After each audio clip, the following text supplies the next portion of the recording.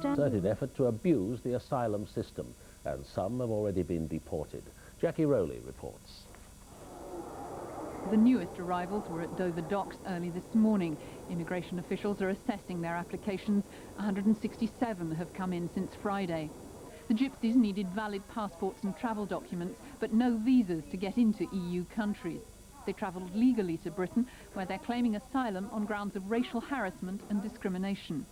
Opposition spokesmen want them sent back to the first safe country they entered, citing the Dublin Convention ratified by Britain last month. The relevant rule here is the one which allows asylum seekers to return to safe third countries. They have passed through, obviously, a number of countries to come to this country, and in particular they've passed through France. Now what we're saying is there needs to be an application of the rule that asylum seekers could be returned to a safe third country. No one, I think, is saying that France is not a safe third country. Well, the Conservatives are wrong to say this. Narrowly and legally they may be correct that this can happen, but it's wrong not to look at each individual case on its own merits under the international conventions and obligations. That's what the government is now doing. I think they're correct to analyse each case and test whether each case is genuine or not, given that some people from this part of the world have in fact been persecuted. The government insists it won't allow Britain to appear a soft option for bogus asylum seekers.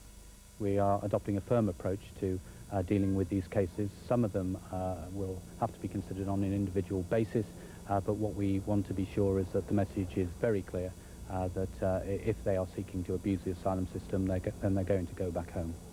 Kent Social Services claim they've been overwhelmed by the sudden influx. They'll be visited by an official from the Slovak embassy tomorrow.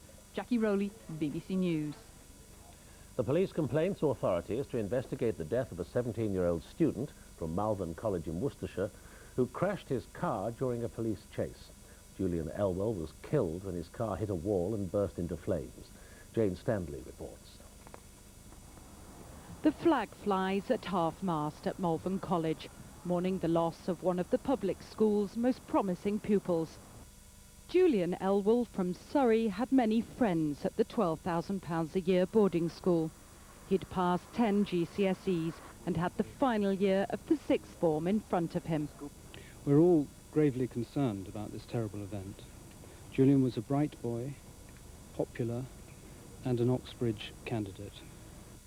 Julian drove off from outside a pub in Malvern minutes before the fatal crash. The landlord says he couldn't have been drinking there, as town publicans and Malvern College operate a strict proof-of-age card scheme.